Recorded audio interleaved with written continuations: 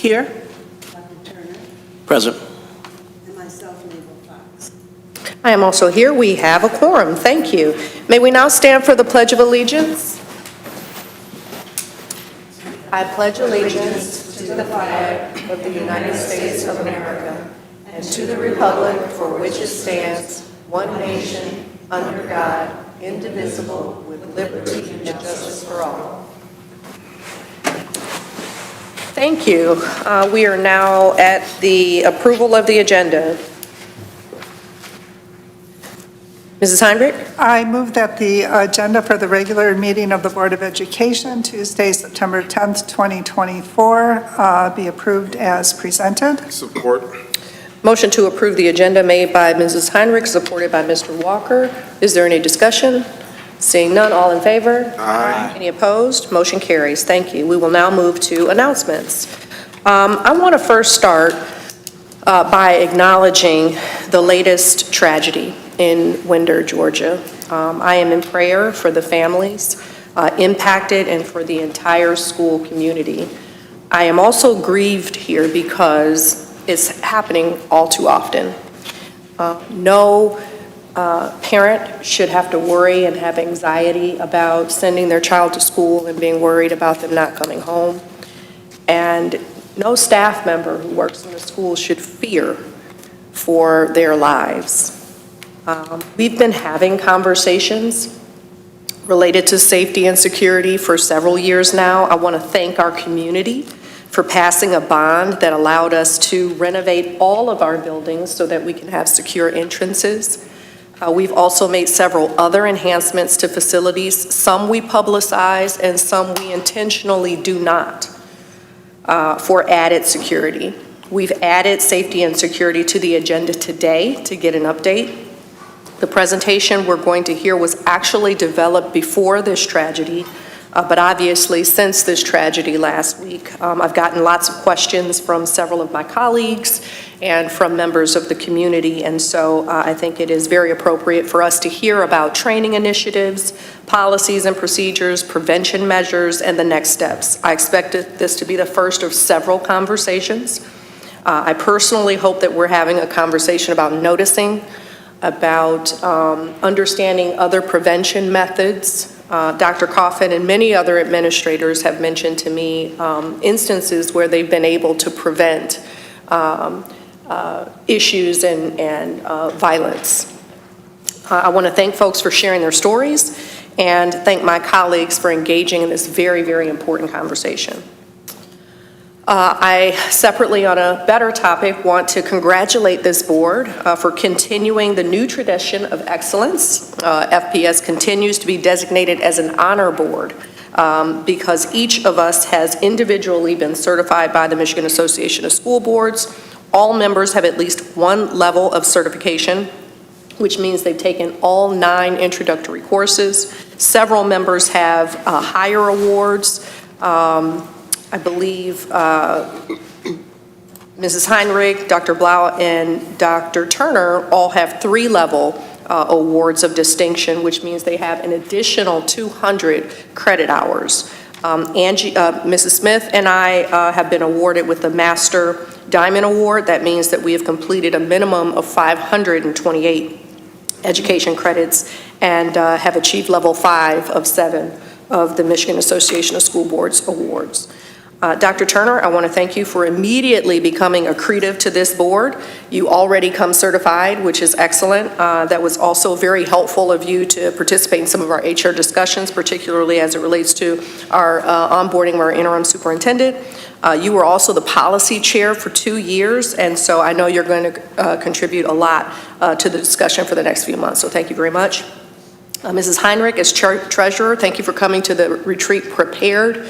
I really appreciate you pulling together the agenda for the Finance and Facilities Committee for the entire year, including a discussion about our funding plans and several other areas. I also appreciate you in advance for representing us at the upcoming MASB conference and having a discussion about cell phones and the policies across the state, including our own and best practices there. Dr. Blau, thank you for agreeing to be a delegate at the MASB conference. and also for coming prepared with the community engagement agenda for the rest of the year and proposing to us how we might engage the community and get some stakeholder feedback related to the superintendent process. Mr. Walker, thank you for providing a very, very detailed outline of what's been going on with policy and the work to be done still. I know that there is a lot on the policy agenda and that we won't be able to get to all of it, but I really appreciate your leadership in prioritizing what's important and increasing the number of meetings that we'll have from now until the end of the school year to make sure that we get as much done as possible. Ms. Fox, thank you for your engagement, for sharing, for great feedback, and for contributing to our goals. I really appreciate your perspective and your voice. And finally, Mrs. Smith, I appreciate your reminders that we ought to be performing at a high level of board governance, the importance of working together, and I also want to congratulate you on your nomination at the 11th Annual African American Leadership Awards. That is truly an honor. I mention all of that because we have a truly dynamic board. I am so honored to be serving with my colleagues. I'm super proud of the diversity across this board. Everyone has a different background here, and I know that we all work best when we are working together with professionalism, as we have been doing, and functioning at the highest levels. The board held a training for everyone's awareness for potential board candidates. This was not a forum. It was a training that was put on by the Michigan Association of School Boards. Most everyone who is a candidate was able to attend. Those who were not able to attend, we sent the presentation to them. It was a good opportunity to learn from the state association what board service means and the role of a school board member. We are eager for members to join us who aspire to educate themselves and to be rooted in research and promising practices and understand the difference between governance and management. We had a phenomenal retreat the board did a few weeks ago, and I want to thank the board for extending it to an hour. We were together from 9 to 5, and we really made really good use of that time. All too often, we're in a reactive mode. We have very limited opportunity to act and to discuss and to plan and to strategize here at the board table, so those retreats are really, really helpful for us to be proactive. I had an opportunity also to be reflective and to celebrate some of our key accomplishments over the past several years, especially since I've been on the board. When I started, we got our finances together. We've grown from near state takeover to a healthy fund balance. We right-sized our footprint, and thanks to our community, we passed a bond and updated all of our facilities. Thanks to the community for that. We proactively opened up contracts and recognized our staff with new contract steps and unconventional bonus payments. We engaged our entire community in a dialogue about understanding equity, and I want to especially thank Mrs. Heinrich for challenging us there. We are hyper-focused on student data and committed to quarterly retreats where we spend our entire Saturday combing through data and weeks away from home at trainings to educate ourselves on promising practices. At the retreat, we spent several hours reviewing data.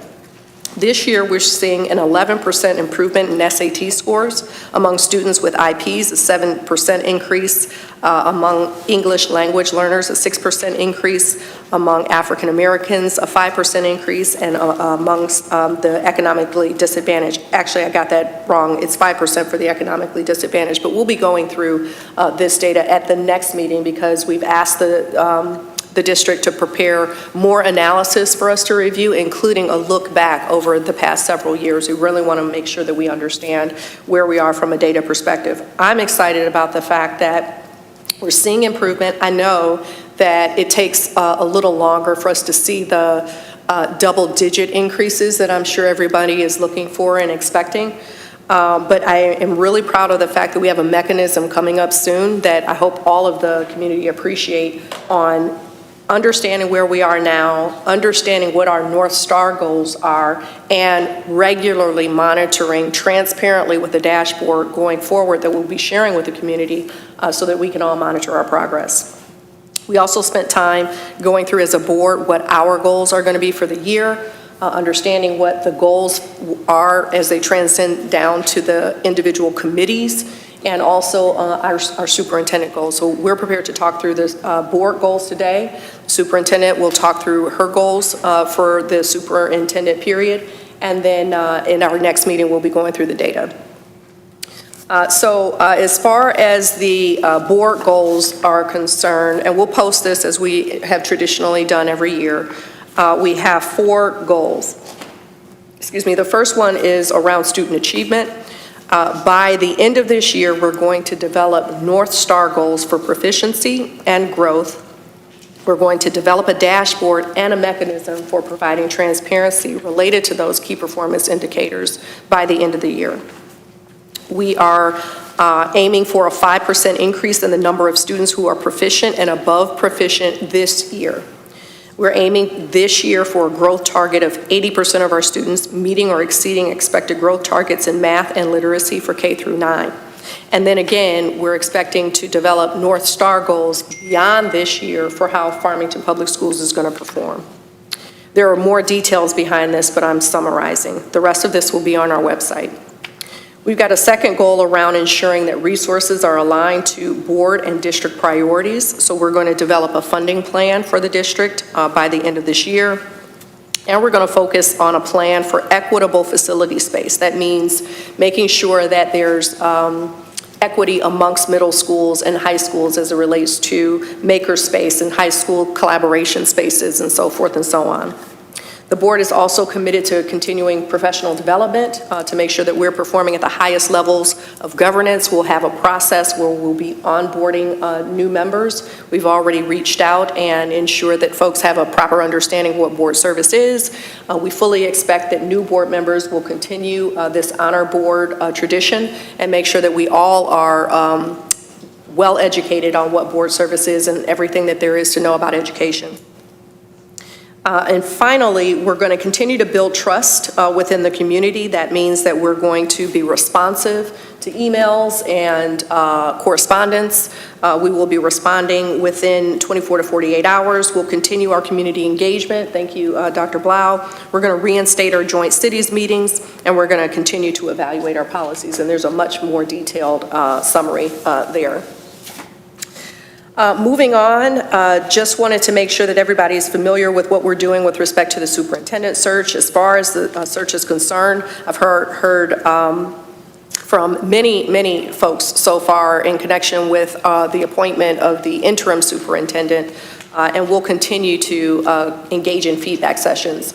At the end of this month, we're expecting to issue a survey to the community-wide to collect feedback from folks. Before that time, we're expecting to post onto our website an opportunity for people to go into a Google form and provide some feedback, and then we'll have in-person and virtual sessions in the month of October to continue to collect feedback in person from folks on the profile of a superintendent and sort of everybody's thoughts and feelings. So right now, we posted onto the website that process. After we've collected feedback from our community, that is the point in time when the Superintendent Succession Planning Committee will meet to determine next steps. We're not going to outline next steps or a timeline until we've collected feedback from our community. And then finally, just a couple of district updates. By now, I think everybody is like well into the school year, even though this is the first meeting since the school year started. I hope everybody is settling in. I am absolutely thrilled with the start of the school year. This has been one of the most smooth school years that I've experienced in a long time. I absolutely loved the opening day picnic and spending time with staff. Mrs. Fox and Dr. Blau and Mrs. Heinrich and Mrs. Smith and I were all happy with our ice cream socials. It was a really good day, and I really appreciate it every year as they do the Farmington High School band playing for hours, and they do a really good job. Many of us were also able to visit the new central office, which is now open. Visions has been transformed into a very welcoming space for visitors and new enrollees, and is a wonderful collaboration space for our staff to continue to analyze, share, and innovate. So I'm really happy about that. Personally, I have a senior, so this is a really good, cool year for me. I think Dr. Turner has 2 seniors, no, 3, yeah. Technically, yeah. So congratulations to everybody. I hope that you have a great school year. That ends my announcements. With that, we will move into our first round of public comment. If you remember, we now have, at least through the end of the year, as we're collecting feedback on the superintendent search process, 2 public comment periods, one before our discussion and action items and one after discussion items. If you have or have a desire to have public comment now, you may do so by putting your card in that box next to Mrs. Mayberry. You have another opportunity to provide public comment, again, after discussion items. We ask that you limit your public comment to one time. There's not an opportunity to provide public comment twice, just once, but we're providing more flexibility for folks who can either get to the meeting early or want to come to the meeting a little later. I have 2 public comment forms. Bless you again. So just a real quick blurb. Most of you know this already, but during the public comment portion of our board meeting, members are welcome to address the board. There will be a timer on the screen for 3 minutes. We ask that you limit your comments to 3 minutes. We respectfully ask that you do not share names if you have feedback to protect folks' privacy. We will respectfully listen to your comments, but generally we won't respond. I see Mr. Greenstein is up first, so you can go ahead. Thank you, Mr. Greenstein. Good evening. Thank you for the goals. They're going in the right direction. I would like to add an additional goal, and that is to benchmark those other school systems that seem to have, if you will, a best practice, so that we know that we're doing the best thing. We don't have tunnel vision. And I know, for example, that the Detroit schools have made significant progress in literacy. We should understand what they're doing. We have the problems we know at Wood Creek. What's Detroit doing? They have a, at least economically, worse situation than we do. They're obviously doing something right. We should know what it is. The other comment I'd like to make is that organizational change causes a lot of chaos. I have a lot of confidence in Kelly. I think that we don't need the chaos of a new superintendent now. Kelly deserves a chance to show what she can do, and we need to move forward, focusing on improving our academic performance and not adding chaos to the system. Thank you very much. Thank you. The next public comment we have is from Bill Lubaway.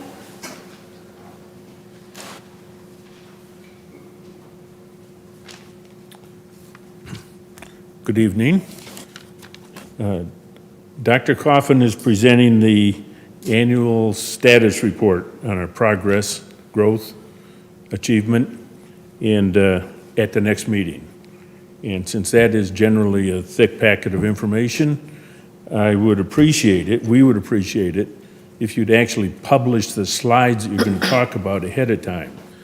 This week's agenda showed up on Monday, late in the morning. You don't have much time to sit down and look at it and study it. And you say the board has spent a whole day or so looking at the statistics and stuff. Well, give us a fair shot at it too. As far as the board goals, I'm pleased to see that we finally have SMART goals as opposed to goals, and which actually have something that we will be able to measure progress on. And I would hope that those emerge early and they're put into place during this school year, and we don't wait till the end of the school year, so that we see what progress we can make with specific actions. So if when Dr. Coffin presents here's the past, I would like to also see included in that package the future. And as far as I'm concerned, I want to be looking at the past no matter what, and I could throw that away. But I want to know what we're going to do from here on out. And it's time to actually come up with these measurable goals, measure progress, and fairly report them and frequently report them to the public. Thank you. Thank you. Is there any more public comment for this first round? Any more public comment? Final call for public comment. Public comment is now closed. We will now move to items from the Secretary, Mrs. Fox. Yes. The board has received communication.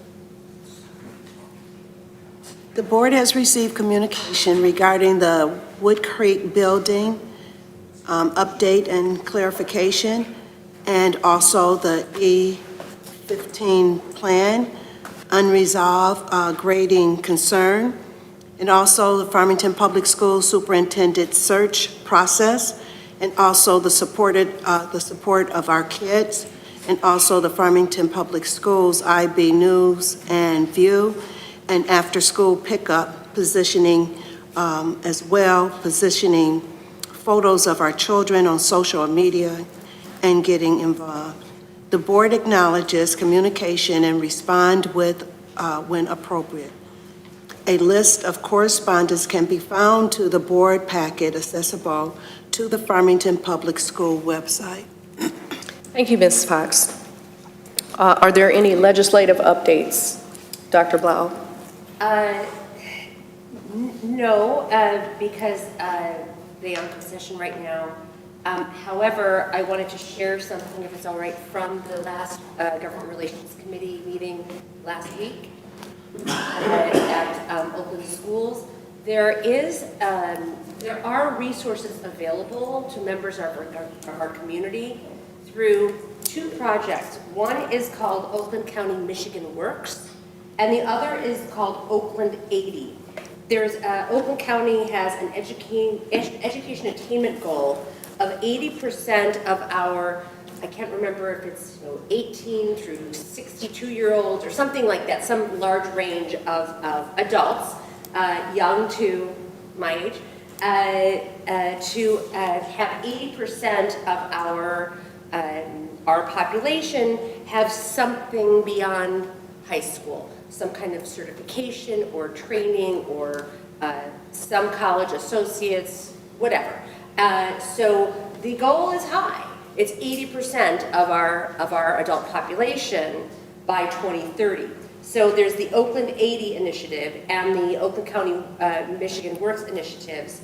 And eligible Oakland County residents and students can take advantage of additional financial support and benefits to obtain a post-secondary degree or certification, books, supplies, transportation, childcare, and other things as well.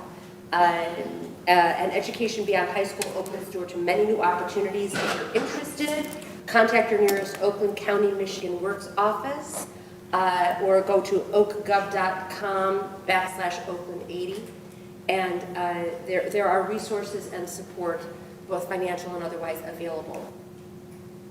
Thank you for that. Anything further?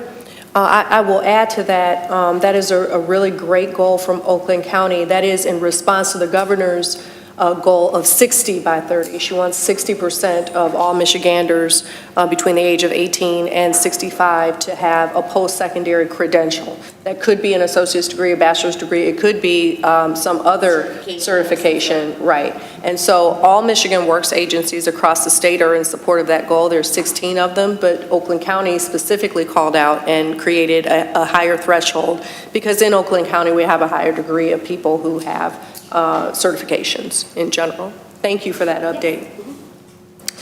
Next, we will move to district updates. Dr. Coffin? Thank you, President Weems. Good to be here this evening with you, Board of Education, and our community. It has been an amazing start to this school year. I had the opportunity last week to meet with building principals as they reported overwhelmingly that the start of the school year has been exciting and calm. So that's the way we like to start. Thank you to our staff, our students, and our families for supporting such a smooth transition to the start of this school year. As I had the opportunity this weekend, I just wanted to share something that maybe a lot of people don't know about, to be part of a launch of a Harvard Business K-12 for Kids program to support innovation and entrepreneurship here in our district. So this program is for students in middle school and high school, and it is a 4-year commitment. The goal is to have 10 startups created by the end of those 4 years by our students right here in Farmington Public Schools. A huge thank you to Dr. Swami Subramanian for his leadership in this amazing opportunity for our learners. So very exciting afternoon this past weekend. President Weems spoke about the goals that the Board of Education has developed at our last retreat. So in addition to supporting the board, the goals that the board has set, we also came up with superintendent goals for me to work on during my time here as the interim. So the first goal area is communication. Working in partnership with our school community relations and other departments to provide proactive communication and providing continuous feedback from internal and external stakeholders as I'm out in the community gathering information, really learning more about the impact and areas of growth for our improvement efforts. All communication to our community will be shared in real time with our Board of Education. The next goal that was set for myself is the development and successful launch of our strategic planning dashboard. You heard President Weems speak a little bit about this, and we will see that next at our next meeting as part of our data presentation. So the board has asked that we develop and launch the FPS District Strategic Planning Dashboard, making this dashboard visible to the FPS community by October 1st, which again will be at our next meeting. The third goal is development of short-term and long-term space allocation for current Farmington Public Schools students. So we will be working with facilities, the athletic director and coordinators and building leaders to develop both a short-term and long-term plan to identify current and future space needs. This includes space that would support STEM initiatives as well as athletics, with the end result of this plan addressing needs of our current students as well as future students. And then finally, a development of dashboards that reflect diversity, equity, and inclusion initiatives. The board has requested that we work with the Director of DEI and building leaders to create dashboards on the work that has happened on our equity plans that came from our equity audit a few years ago. This information will be shared with the Board of Education at our next retreat. And that is all that I have. Thank you. I think we can now move to the Cobalt Survey. Yes, so I'd like to welcome up Ms. Diane Bauman, Director of School Community Relations, to provide a brief overview of the results of our recent Cobalt Community Engagement Survey. Thank you. Diane. Good evening. Once we get going here, I don't know if he puts it on full screen. Thank you. Thank you. Okay. Next slide, please. Okay. So I want to talk about our community engagement survey that we did with Cobalt Community Research. They're a 501c3 company, not-for-profit research coalition. We have done past Cobalt surveys in 2011 and 2015 with this company, so we could get some longitudinal data as well.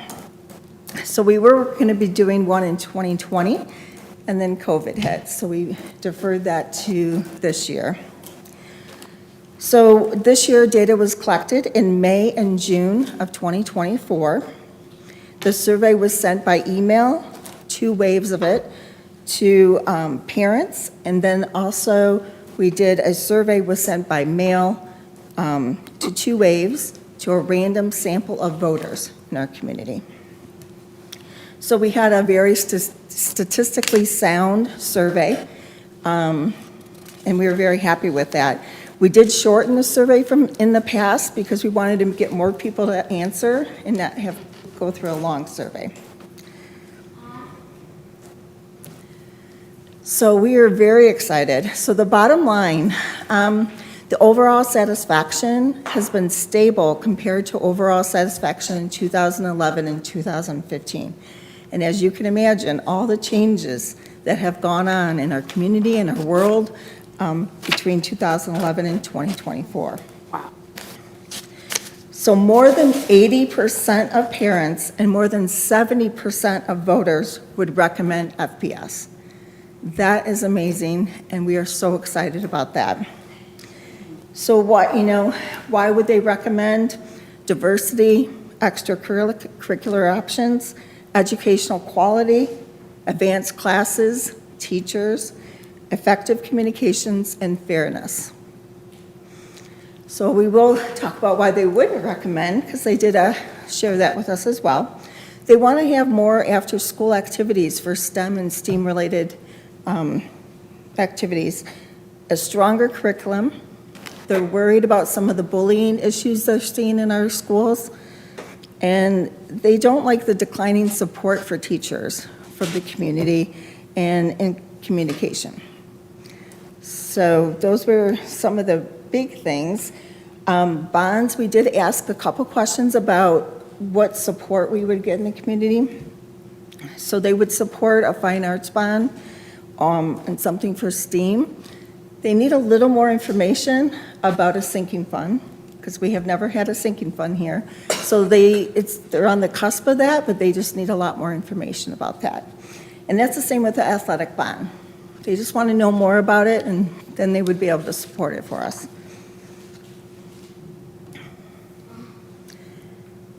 So this is one of the questions we asked. Please briefly describe why you would recommend the district. So as you see in this word cloud, district, teacher, and student were the major themes that stood out why they would recommend the district. So great shout out to our teachers. They are wonderful advocates for our school district, and that's what we're here for. They like the quality of the teachers and the communication received from FPS. The diverse student body is a factor for people to want to come here. They believe that we're giving a good quality education for our students, and we have a good focus on advanced classes. So I thought that was very, very good information. And just so everyone knows, the board has a broader packet of information. We're just pulling out a few slides. So what are the most important factors in choosing which school system a child should attend? As you can imagine, academic performance is up there, and the quality of staff. And that is what they like about our district. So we're very excited about that.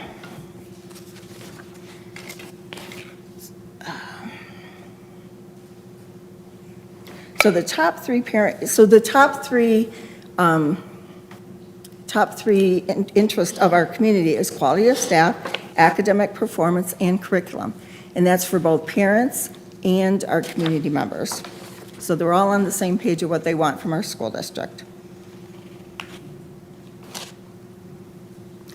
So rate your impressions of the school district.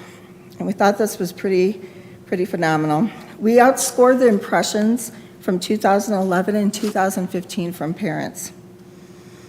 And what they said was, the district and school provide skills needed for next steps in life. The district and schools are well managed and spend dollars wisely.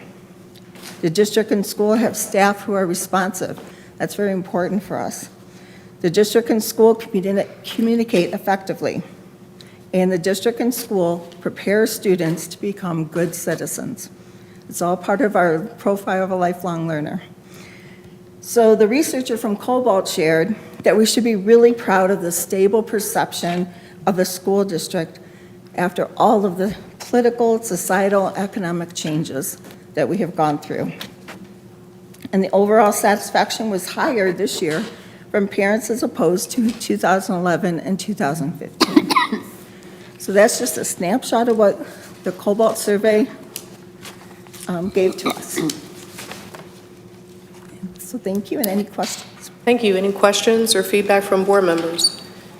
I was particularly interested in one of these stats that I saw. The question is, the district and school provide skills needed for next step in life.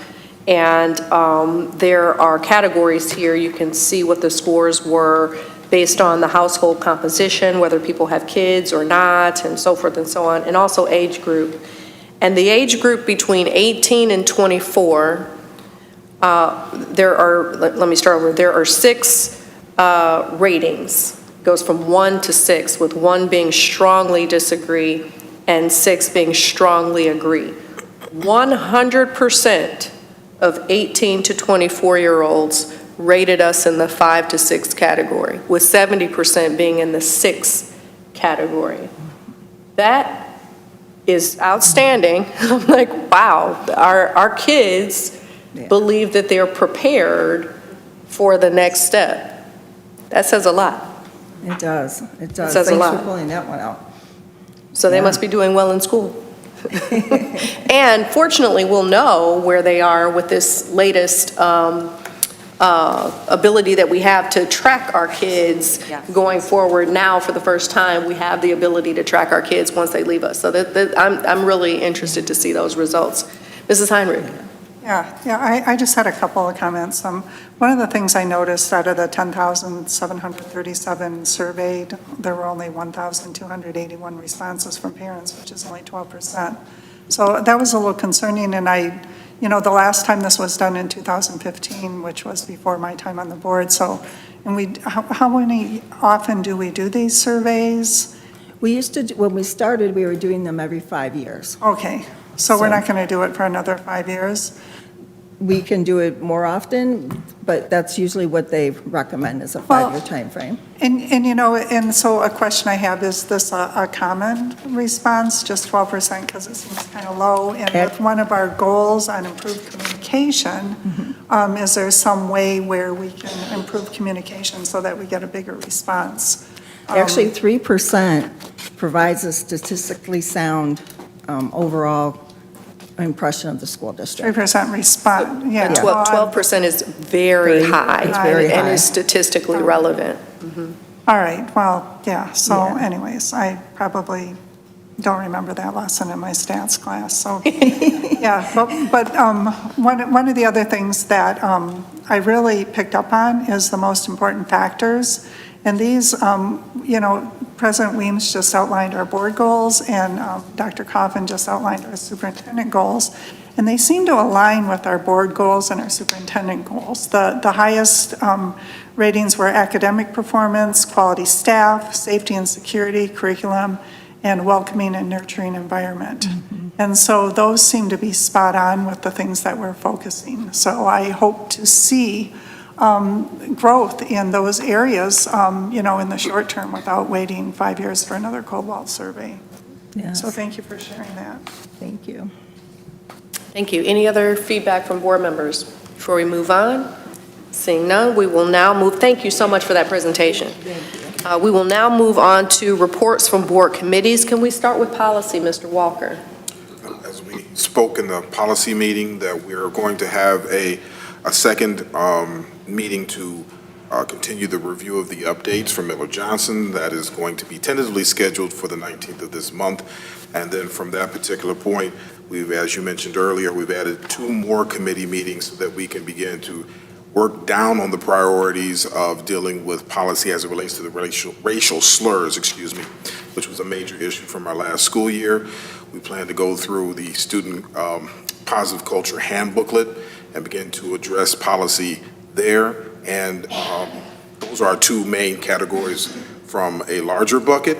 And want to continue the effort to drill down and speak with members of our staff and, of course, our community as well, and get their take on policy as we move through it. So my hope is that between the latter part of this month and the beginning part of October, I'll find a means to be able to engage the community so that I can hear from them directly. Members of our community will be invited to that. And then I want to speak with Dr. Coffin about the appropriate way to interface with our staff, our teachers, our principals, to find out their thoughts around policy as well. I maintain the main mantra, in my opinion, that the development of policy has to come with the support of the policy. If we don't have the support of the people who are going to help enforce whatever policy we put together, for all intents and purposes, it's nothing but a bunch of words. So we work to be as inclusive as possible, and if anybody gets missed, please let me know. We'll bring you into the fold. Thank you for that. I would only add that there were like a laundry list of things we sort of threw at you to take a look at for the policy committee, and I'm on that committee too, so I'm signing myself up for this work as well. But I do want to let the community know, especially in response to the feedback that we just got about bullying and discipline, that those are areas that the policy committee intends to prioritize this year. So Absolutely. that was really good feedback to get. Thank you. If we could now have the Finance and Facilities Committee report, Mrs. Heinrich? Yes, the Finance and Facilities Committee actually met today, and Mrs. Weems and Ms. Smith were in attendance along with school district people. I don't need to list them all. But anyways, the first thing we talked about was the 2015 bond refunding, and that is going to be something that's going to come up for discussion at the first board meeting in October. And it was just shared that the 2015 bonds, we're going to have an opportunity to refinance those in the spring and save the district. They're expecting the more favorable conditions, and so it's going to save the district. They're hoping for $4.2 million in savings, which seems like a pretty good chunk of money. So, and the other thing we talked about was the vehicle replacement plan. At the last board meeting, we had information on replacing one vehicle in our maintenance fleet, and we asked that a plan for further replacements be presented and shared with the Finance Committee. And so Mr. Barth brought up that there's 4 more vehicles that he's looking at, 2 more for this year and 2 more for the next school year. And he's going to talk with the finance department and see what kind of funding we have and what kind of the needs are and how we can take care of the needs for the next 2 years as far as this replacement of these vehicles. And I guess take advantage, because not only one thing to say that, you know, we need to replace them, but the other thing is availability. So they're not always available also, so to keep that in mind. And we talked about some future agenda items, which was the long-term plan for future funding, school safety as far as alignment of finances to support that, and board stipends we're going to be looking at in the future. That's it. Thank you, Ms. Heinrich. We will now move to the Community Engagement Committee. Dr. Blau? Yes, we met on the 29th of August, and we also increased the frequency of our meetings. We doubled the number of meetings that we'll be holding this year as a committee so that we can both plan our community engagement dialogues and also debrief following them. We also wanted to create time and space for us to work together to address how we're going to go about collecting information from all the community stakeholders and within the district stakeholders around the superintendent qualities that, you know, we're looking for in our next superintendent. So we also decided that our first community dialogue, which will be on October 1st, will be on the topic of noticing and belonging, which is one of the themes of this school year, the district for the school year. In what ways is this happening for you and your child? So we'll have an opportunity to dig into that, and we look forward to creating an opportunity, a space for students, teachers, parents, and others to join us in dialogue around this topic. What else can we do to make sure that you and your child have that sense of being noticed and a sense of belonging here? And are there things that we need to stop doing as well? So we're really excited about this first community dialogue topic on October 1st from 6:30 to 8:30 right here. Thank you for that. If there's nothing further, we will now move to discussion items, and the first discussion item is the 2020 bond quarterly update. So I'd like to invite Mr. Scott Smith from Plant Moran to share the 2020 bond quarterly update. Thank you, Mr. Smith. Good evening, board members and Dr. Coffin. Scott didn't need an introduction, but I thought I had to come up here and speak, so I'm going to tell you a little bit about what we're doing. So we're wrapping up 9 projects this summer that have been a challenge, to say the least. Warner being the biggest project with some DX units going on the roof instead of a chiller, we replaced with DX units. So that was almost a full replacement of a heating and cooling system. Also, as Kelly mentioned before, CO is moving over to the new digs on Freedom Road. If you get a chance to go over there, it's amazing. I would have never guessed it would have turned out the way it did, so I'm thankful for that. And also next week, I received word today that the new big FHS letters are going to appear at high school. So that new entrance will be sort of something to see, something to drive up Shiawassee. The canopy's installed now. The secure vestibule's in place over there. So that every school now has a secure vestibule. So I thank the board for all the work that you allowed us to do during the bond. And so Scott is here tonight to present sort of where we're at money-wise, obviously, and what the future plan is. Thank you, John, and good evening. Good evening.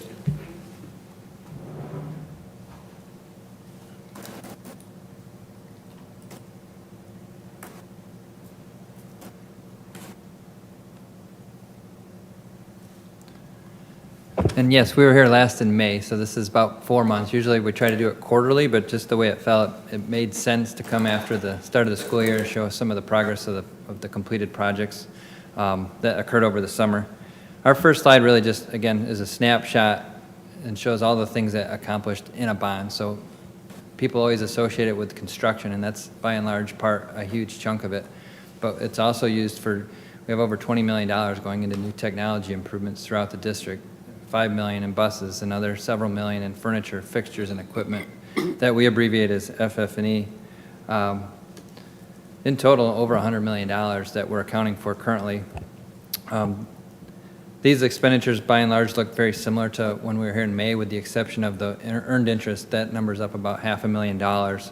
So all in all, we're reporting almost $106.4 million between those different funding mechanisms. To date, we've committed over $83 million, so we have about 23.1 budget remaining that's distributed between technology, furniture, more buses, and some additional construction projects. And we've spent nearly $78 million as of the end of August. That's up about almost $9 million from May. Getting a little more granular with it, this is more of a breakdown of how that 106.9 or $0.4 million is allocated. Again, the actual approves is up almost $9 million, the bulk of that being construction work that occurred over the summer, but some of that is also in furniture, predominantly for the new central office, as well as some technology improvements as well. The bus number remains unchanged, but that will be coming up. There are more buses on order that are set to be delivered this fall. Our actual cost to complete is about $5.6 million. And again, I mentioned the $21.3 million in forecasted. You'll see that, you know, about a third or about a fourth of it is construction, about a half is still technology, and about $3.3 million in buses for the future. Our reserve owner's contingency, this is money that we don't have a current plan for just yet. Could be used for future projects, or depending on how bids come in for our current projects, may help offset that. But just about $1.7 million. That's down a little bit from 2.2, but we did award some projects. The central office, the current central, or the previous central office, the conversion to a storage building. We've done some roofing over at facilities operations. Again, a little bit of furniture money over at central office. Again, that's about, and then those were offset by about a $500,000 increase in earned interest. So still very comfortable at this stage of the bond. This is a quick look. As John mentioned, we did wrap up a lot of projects. Most of these are in the yellow, which is our, we'll call it the closeout phase, getting punch lists done, getting final billings completed. Those are expected to wrap up throughout the rest of this calendar year. But new central office is going well. The new furniture's in there. We're transitioning everybody over there as we speak. Our Farmington High School and our Lanigan Kitchen projects are both successfully complete. As John mentioned, Warner was probably our biggest push this summer. There was an immense, over $4 million of mechanical work that occurred there this year, and it affected most of the rooms within the building. So that's being wrapped up. Farmington Central High School, that work's complete. The most significant thing you'll see when you drive by there is a brand-new parking lot, new sidewalks as you go into the building. Farmington Early Childhood Center, again, that work occurred in the existing building, not the new addition that was completed in the last bond. We're also wrapping up the Farmington High School main entrance. The canopy is complete, as John mentioned, and the letters will be going in shortly. So next week, sometime early in the week, we're told, Monday. And then our fire alarm was successfully upgraded over at the STEAM Academy. And starting, I'd say the end of this month, probably the 30th or the 1st of October, we're going to start working over at the new Shulman conversion to storage building, and that will take place in October, November, and wrap up in December. We're letting everybody kind of get out of the old building successfully, and then once that is settled down, we'll transition at the 1st of the month. And then really, these are just some photos for those that haven't driven by or got there yet, but you can see the new front entrance. This is over at the new central office, previously Visions. The canopy remains, but we've added some color, made some improvements to the front entrance, resurfaced or seal coated the parking lot, restriped it. You know, that used to be set up for buses, now it's set up for cars and visitors. New roof on the building, a brand new reception lobby with some significant improvements there, creating a welcome space. This is some views. Really, the new central office is focused on the southern half of that building for the most part. We've got the main corridor, we've got a brand new conference room, lots of new furniture in the space to replace a lot of the older furniture that was in the current central office. As part of this, the science center that's in the basement of the current central office will be relocating over to that department as well. Over to Warner, or north to Warner, we did resurface the track this year, new surfacing, new striping, did some improvements in the gym, new dividing curtain, some new basketball hoops. Not as exciting of a photo, but lots of new air handling units. I think we did 7 or 8. Hard to get a good picture of all that, but it was a significant part of the work there this summer. In fact, we started that this spring even to get that going. And then a new emergency generator there as well. Over at Central High School, again, the big improvements being the main parking lot. We updated the lighting in all these classrooms. You can see it's much brighter. Updated some of the remaining toilet rooms that weren't remodeled when we remodeled it previously under High Meadow. And then Farmington High School and Farmington Early Childhood. The top pictures are over at Farmington High School. That picture is a few days old, but if you were to drive by today, you'd see that canopy up, and then if you drive by in a week, you'll see the whole thing complete. But we did create this new secure vestibule in the front office area, so that leads into it's the same location as it was before, but the main office there. And then over at Early Childhood, most of the work really was replacing the unit ventilators, which is the heating and cooling units in the classrooms, and then we replaced a lot of the shelving on either side of it as well. Those were things that weren't done in the previous bond, and that really kind of completes the thought over at Early Childhood. That building pretty much tip to toe has been remodeled or added onto at this point. We added some egress windows as well. Those were old and not operating correctly, so this gives people a proper egress out of the building should it be required. And then looking forward, we're really winding down the bond, if you think about it. We're out of the main elementary schools and high schools and middle schools, and we're kind of finishing up with some 2 bid packs, one over at the high schools.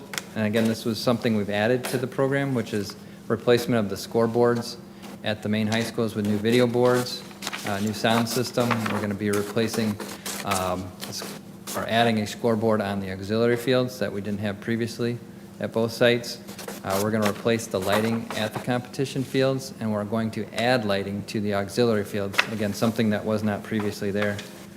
We'll have a couple of bid alternates as well. This is to replace scoreboards at the middle school level, and then also at the baseball and softball fields for both high schools as well. We're finalizing that. We're still doing some field work with that. But again, the plan is to be bidding that out late this year, come to you guys hopefully before the winter break, and get those things presented to you and answer any questions. That work will be scheduled for next summer. We also are working on the scoreboards. We're looking at procuring those through a consortium with Daktronics. That might be something we would present to you guys earlier this fall versus the remainder of the bids. We want to lock in on some pricing that they're offering before their next adjustment. So we're finalizing those discussions as well, but that will be its own recommendation for the scoreboards themselves. And then our last bid package is Bid Pack 15. That's over at Transportation. We're literally wrapping up that design. We'll be going out to bids the second part of September. We'll be updating the parking lot. We'll be adding a new layer of asphalt and filling in some of the depression areas from the buses, and then upgrading the service bay area of that building. The office area will remain pretty much the same as it is. We'll be repainting the exterior. We'll be adding on a small addition to extend the service bay. We've got some buses that have been purchased that are a little bit longer we need to account for, and a few other lighting and mechanical type improvements in that space as well. I should mention we're also looking currently at potentially replacing a parking lot over at the New Visions on the west side. That's something we're still in discussions with our designers and also with the city of Farmington Hills. And these projects, again, will be next summer, next year. We'll probably be starting the transportation project outside of just the summer. It's unlikely we'd be able to accomplish all that addition work within the 10 weeks we're given. So we're coordinating that with John and Aaron over in transportation to see when the right time is. Thank you for those comments. I see a hand raised by Mrs. Heinrich and then by Mrs. Fox. Yeah, I just wanted to make a comment about the new central office. We went over there and had a tour. The cornerstone on the building is 1958. So just a little history lesson. It was originally built as Cloverdale Elementary School, one of the first elementary schools in the district. And so the district is doing a really good job as far as allocating resources, using our resources wisely in refurbishing buildings rather than building new buildings. And one of the things I noticed in our tour with the new furniture, but it's not just offices, but there is so much meeting space and workspace within departments are collected together, and they have workspaces for small groups, workspaces for large groups, and things like that. And I just want to share a teacher shared some insight, a compliment to the Board of Education. And the teacher said, for the first time in my 33 years working in our district, I feel like staff are no longer working in silos, but collectively between departments and those who are face-to-face with students daily to bring about collective change that will promote impact for all stakeholders within the Farmington community. Teachers are noticing, and this is a very positive pulse in our environment. And so these meeting spaces are for teachers and departments and all these things to come and be able to meet and all over the district. So I'm just really excited about the things that we're doing, and thank the community for the bond dollars that allow us to do this and really invest in not just building spaces, but people spaces, which align with our goals. Sorry. Thank you. Mrs. Fox? Yes, thank you. So, I've had conversations with you over time. I'd like to know if this district is a district of equity. And so I'm going to ask you again, and I'll probably ask you another time. The question that I'm asking is do you have any minority contractors with all of this work? I couldn't answer that today, but we can certainly get back with you. I do recall that, and Aaron from McCarthy and Smith had, so it's a very widespread arc that they reach out to, including different minority contractors, women-based enterprises, minority-based enterprises. I'd like to see some women, yeah. Yep. Or know of them, but. what we don't control is the outcome, but we certainly do reach out to them, and I could get you statistics on what could I provide? Is it if any of them meet that criteria, or who we've reached out to? Certainly, they would meet whatever your criterias are. But I'm certainly, I'm asking, are you trying, or is there a way to find minorities of some level with some of all of this work and the kind of money that we're providing and our taxes and what have you? Allow us to look into that a little bit further to see what we've, All right, thank you. yeah, sure. Mrs. Smith? Oh, Mr. Barth, that is. You go first. Oh, Mine's a thank shout you. out. You go first. Okay, thank you. First, I want to say thank you. Thank you for all the work that you have done, what you have provided, the information, the transparency.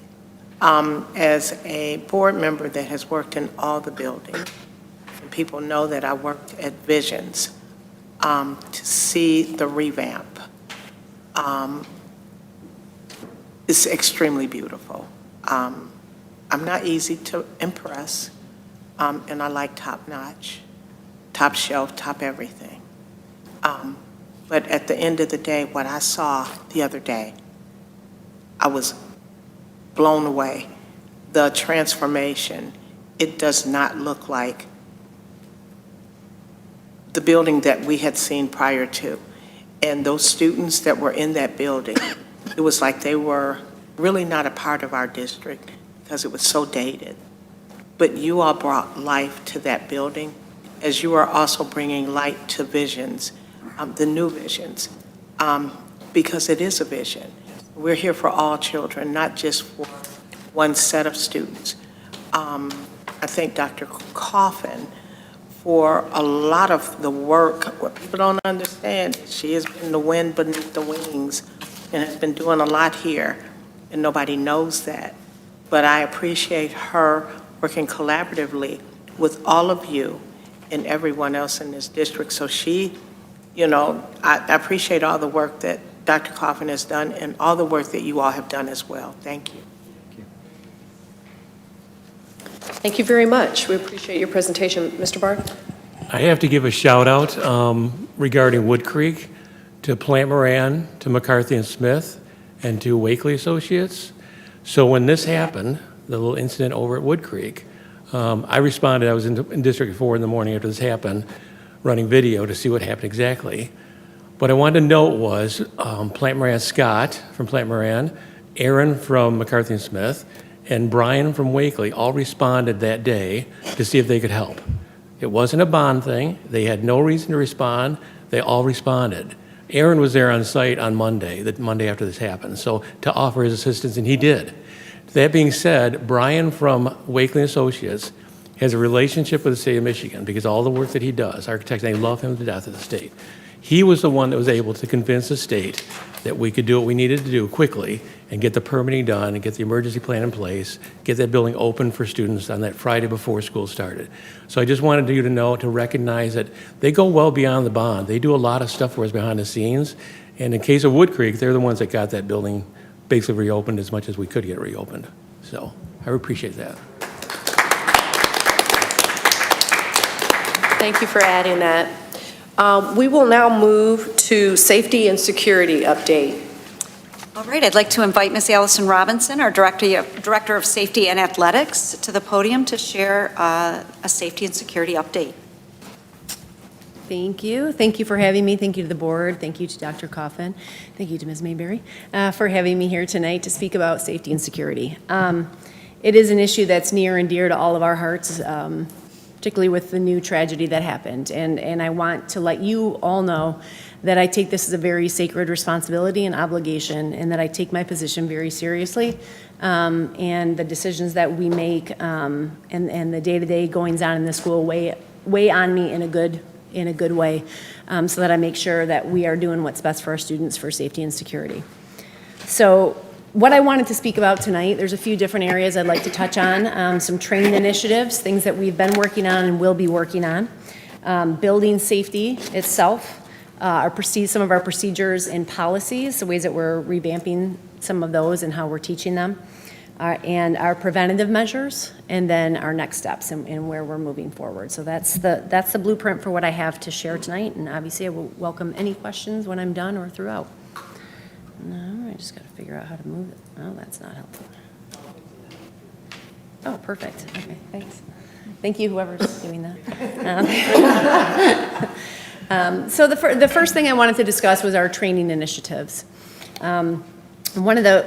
Last June, we engaged all of our district office personnel, all of our administration, K through 12, pre-K through 12 actually, and front office secretaries, one from each building, in Prepare One training. This was something that Oakland Schools provided for us. It was a day-long training at the end of June. We had it at East Middle School.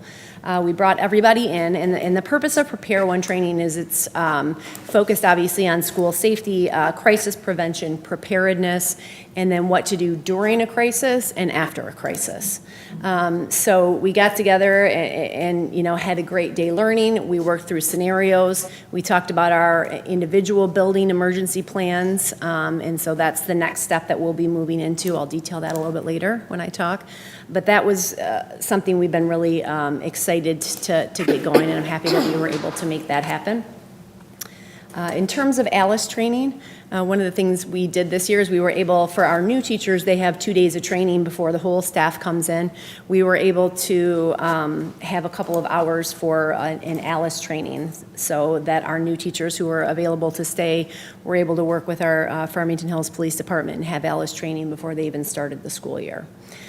For those that were not, we have, and this kind of goes to my next point as well, we have worked 4 days throughout the school year where we have a number of subs, and our new teachers, as well as those who haven't been trained, will be able to do a full day training in ALICE, CPR and first aid, and they'll walk out with their certification, as well as stop the bleed training. We were able to do one of those trainings last year, and it was a great cooperative effort. We worked with our Farmington Hills Police Department, our first aid responders, public safety, and our district nurses, and we had a full day and brought in lunch, and everybody walked out with a lot of emergency preparedness training. So we have 4 days built into the schedule now to do that this year. Up to 50 to 60 people each time. So that's something we're really excited about. And then going back to the ALICE training, one of the things that I'd heard loud and clear from administrators and knew myself as a former principal was the idea of getting our lunch aides trained in ALICE protocol. Because of the hours that they work, it's difficult sometimes to get them together as a group, but obviously there's a need for them to know how to protect our students as well. So our elementary principals were doing a training with their lunch aides this year, and I was able to scramble in there and get some time where they could have an outline of ALICE training. So we brought in our Farmington Hills Police Department, and they sat in this room, and we had about an hour's worth. They were not able to act out the scenarios because we had a shorter amount of time, but they saw the presentation, they had the ability to ask questions. So I was very happy we were able to train, I think, probably 40 to 45 lunch aides that day. We still want to make sure that we're capturing the neonates from the middle schools and high schools as well, so that's on the agenda and figuring out ways to make that happen this year. The fourth bullet point, our CPR and first aid for our coach training. For the MHSAA, it's required that all high school varsity coaches are CPR certified, and they have to renew it every 2 years, I think it is. New this year is that all of our middle school coaches now have to be CPR certified, middle school head coaches as well. So that's new. Before it's been recommended, and most of ours are, but now it's required this year. So one of the things that I implemented this year, every sports season we do, before the sports season starts, we do an evening event with our high school coaches, about a 2-hour meeting. We bring in dinner, we go over all the policies, procedures, everything we need to know for the upcoming season. And what I did this year is I worked with our district nurses to 2 hours prior to that meeting do a CPR and first aid course for those that were interested.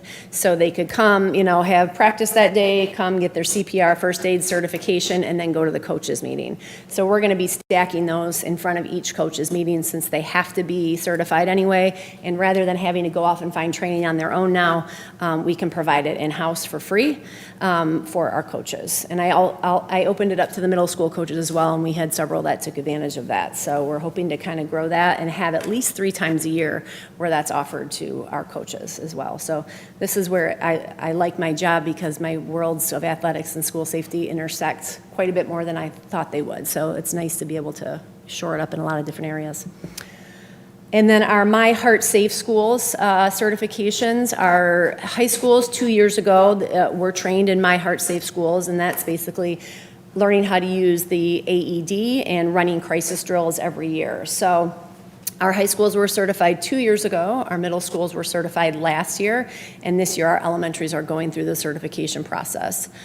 This is an initiative that our district nurses took on and actually puts us ahead of the game, because legislation either just came out or is coming out that all schools need to have this done within the next year or two, and we're going to be finished by the end of this year. So the middle schools and high schools are running their cardiac drills. They run those with their nurses, usually after school, and it's and our elementaries will be receiving that certification this year. So, and again, another area where it collides with sports as well.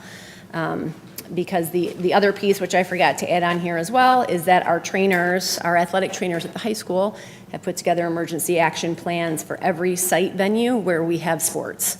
And the other part of what they do, and they're doing this currently, is they give copies of those to all the coaches, and then they have to run scenarios with each coach.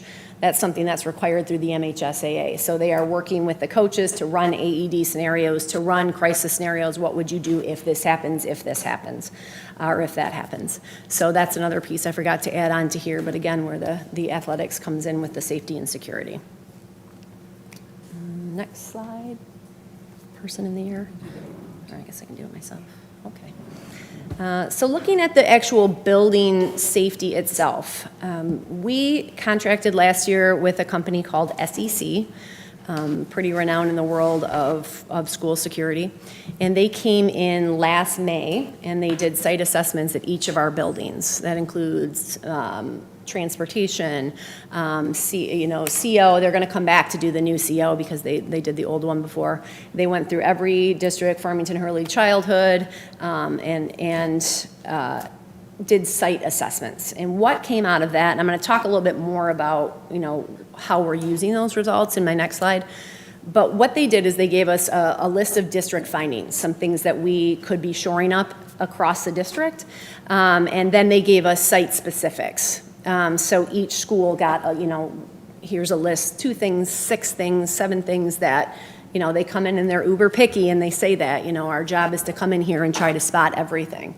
Overall, I will say, when I met with the company to do the debrief, that they were very pleased with where we were as a district in terms of our safety and security. There's always things we can shore up. We're definitely not perfect, but they said we were in a very good place. And so, what we have, what they gave us, then are our next steps moving forward.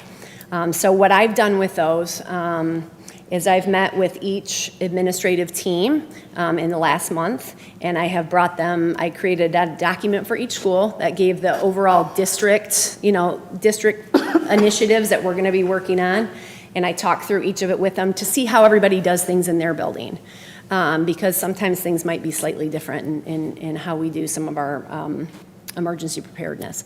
So I took notes on each of those, and then we went over their site specific. So, here's exactly what, Kenbrook needs, here's what Farmington High needs.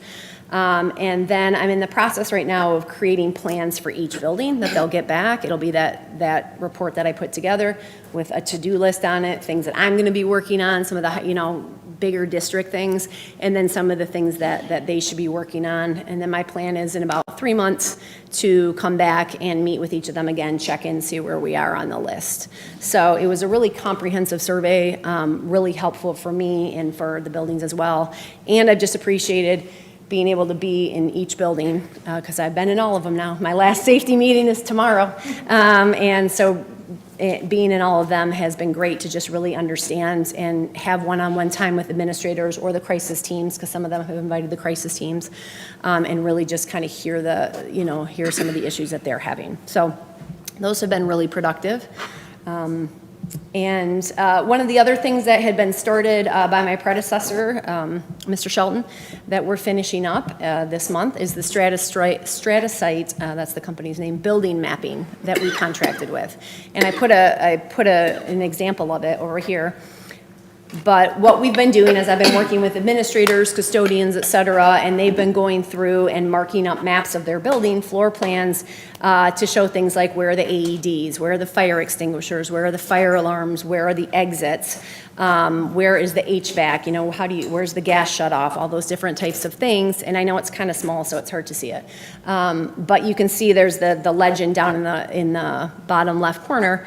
And so then they've been sending me those back with them labeled. I sent them to the company. The company's like, we need a few more things. So it's been kind of a back and forth process.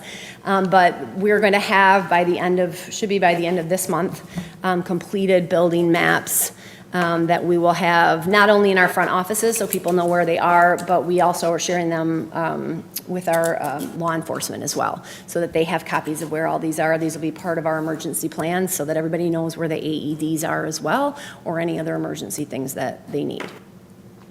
One of the other things that we worked on was a Go Bucket refresher. You know, we have our purple Go Buckets.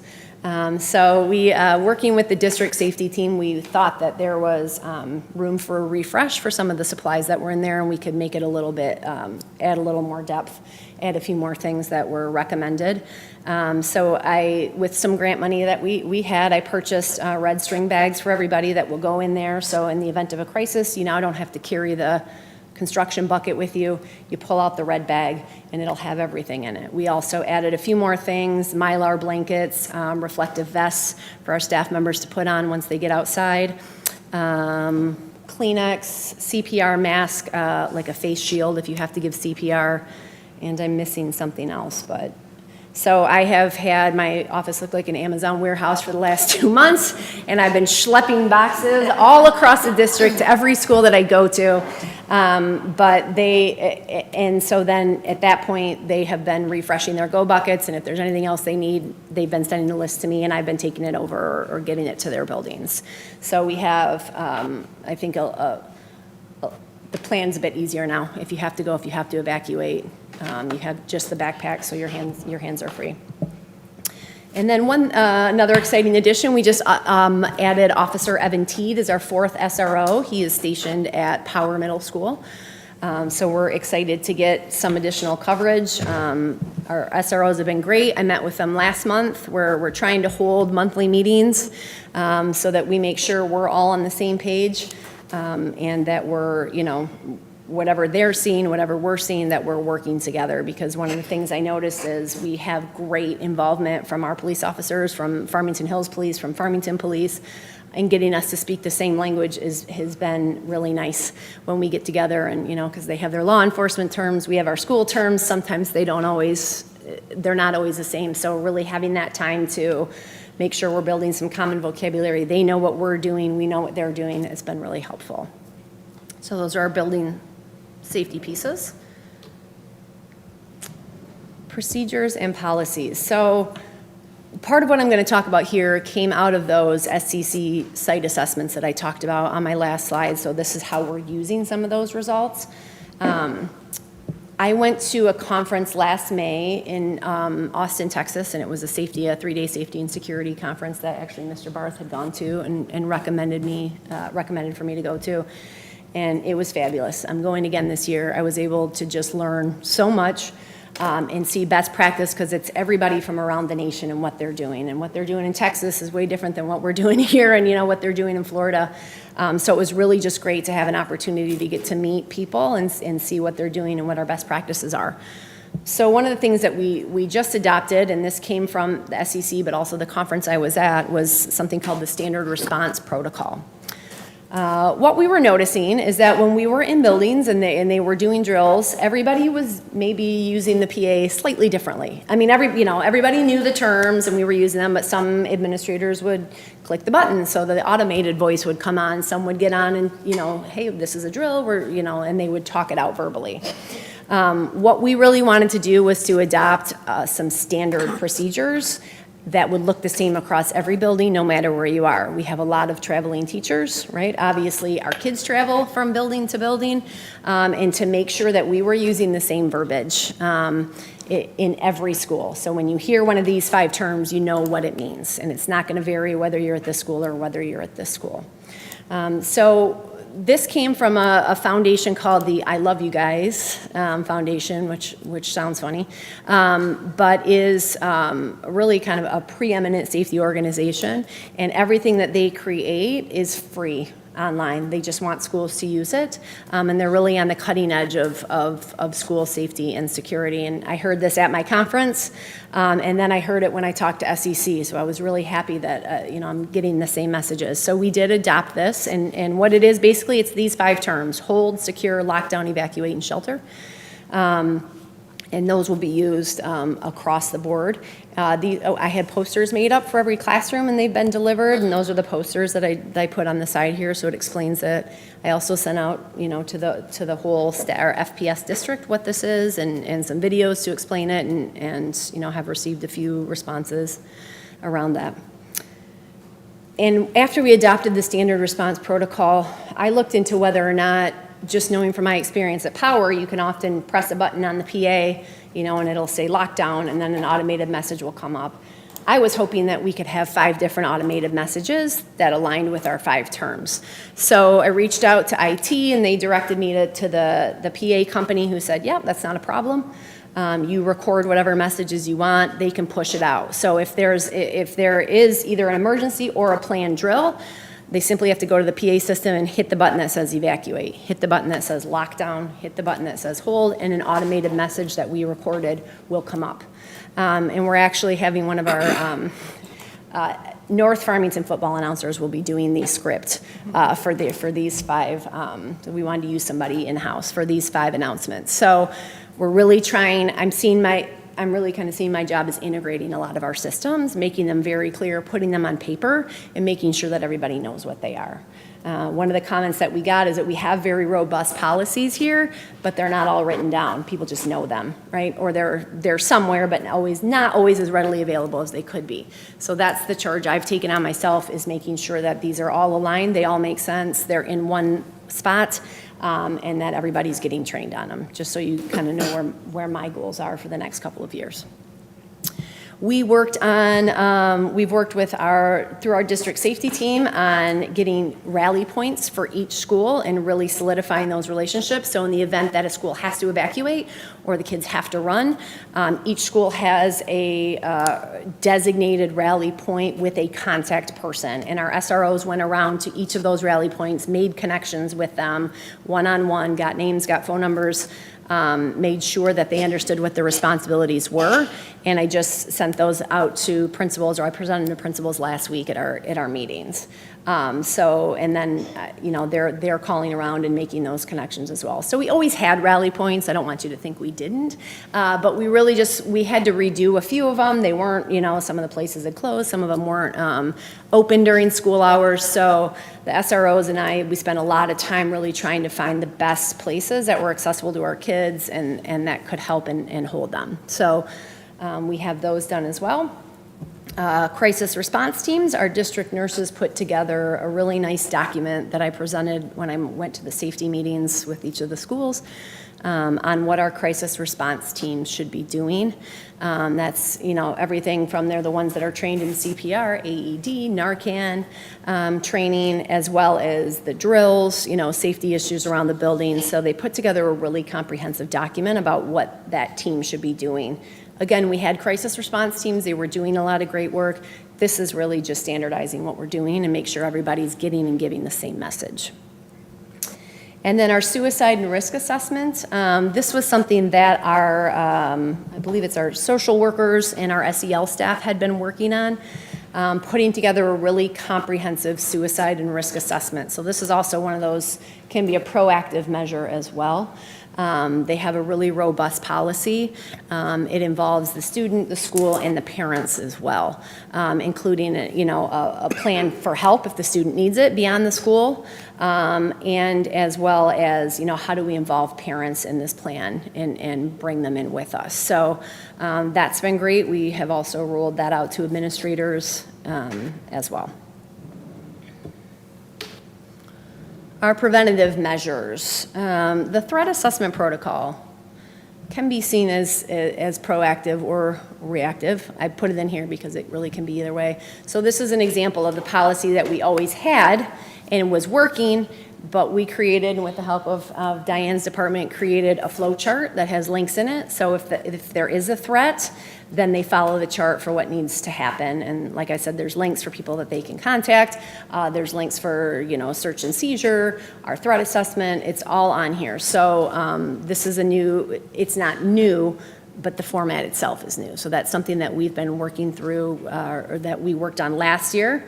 And also a great example of something that I took to our district safety team. And they, some of the police wanted us to add a few things. We had some really good conversations about what we do in school versus law enforcement, and why we do things the way that we do. So this was really a product of talking with all the administrators. They gave feedback, our cabinet gave feedback, and then the district safety team as well. And this was our final product for that. So that's been good to have as well. Care Solace, this is something that came through I believe the Director of Special Education brought this out, but this is, I've used this quite a few times myself.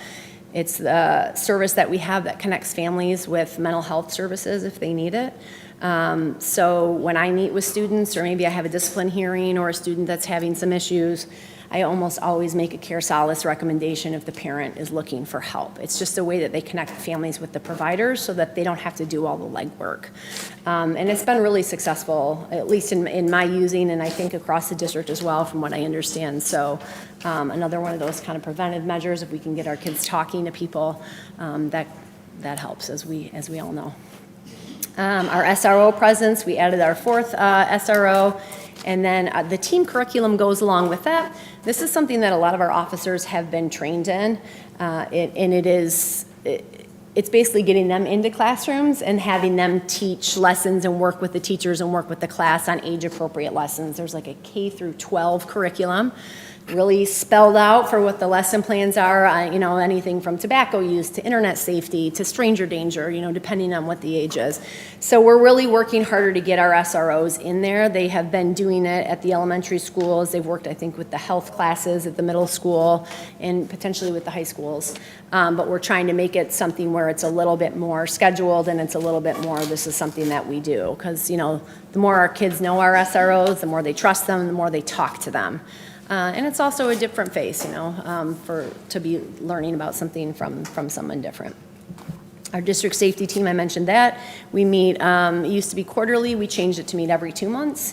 We had our first meeting in August. It's a great group, Farmington Hills and Farmington Police, Safety, Fire, district staff, SEL, our athletic trainers, our nurses, and we get together every couple months in here and talk through relevant issues, whatever the committee wants and whatever we're working on in the school, and then we just talk through everything. So that's been great. When I talk about us kind of getting all on the same page, that's been really helpful. We got great communication across the board. And then student welcome meetings. When we have a student who's entering the district that looks like they may need support, the administrator at the school and myself are meeting with the parent and the student. We're saying, how can we prepare you for success? We had a really good one today. These are not punitive meetings. These are not, we noticed that you've got all these suspensions. Now, like, you're not going to be good for us here. This is like, we're happy that you're here.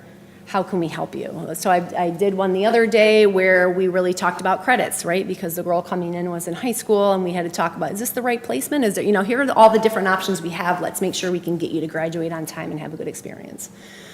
So we are framing them as student welcome meetings because that's what they are.